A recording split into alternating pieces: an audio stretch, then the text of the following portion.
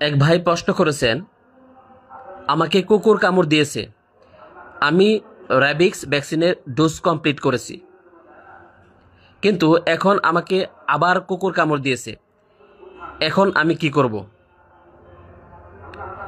তো আপনার প্রশ্নের উত্তর হচ্ছে, ধরুন আপনি আজকে র্যাবিক্স ভ্যাকসিনের ডোজ কমপ্লিট করেছেন।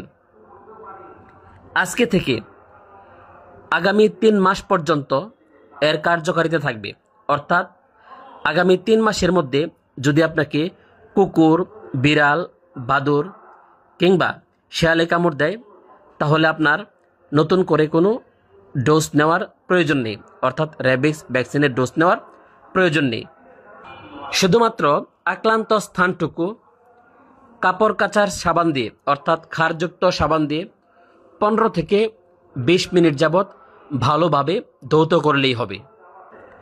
যদি আগামী 3 মাস পর থেকে 3 বছরের মধ্যে আপনাকে কুকুর, বিড়াল, বাদুড় কিংবা অন্য কোনো হিংস্র প্রাণী কামড় দেয়, তাহলে আপনাকে 2টি বুস্টার ডোজ নিতে হবে।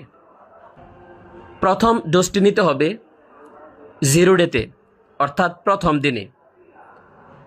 ডান হাতের আর্মে, অর্থাৎ ডান হাতের বাহুতে 0.1 ml এবং বাম হাতের বাহুতে অর্থাৎ আর্মে 0.1 ml।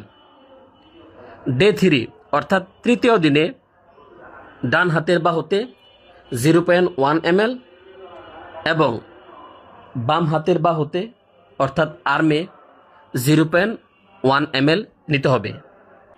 আপনার ডোজ কমপ্লিট হওয়ার 3 বছর পর আবার কুকুর কামড় দেয় বা কোনো হিংস্র প্রাণী কামড় দেয়, তাহলে আপনাকে আবার নতুন করে র্যাবিক্স ভ্যাকসিনের ডোজ শুরু করতে হবে। আশা করি আপনি আপনার প্রশ্নের উত্তর পেয়েছেন। তারপরও যদি কোনো কিছু জানার থাকে কমেন্টস করবেন, আপনাদের প্রতিটি প্রশ্নের উত্তর দেওয়ার চেষ্টা করব। সকলকে ধন্যবাদ। আসসালামু আলাইকুম।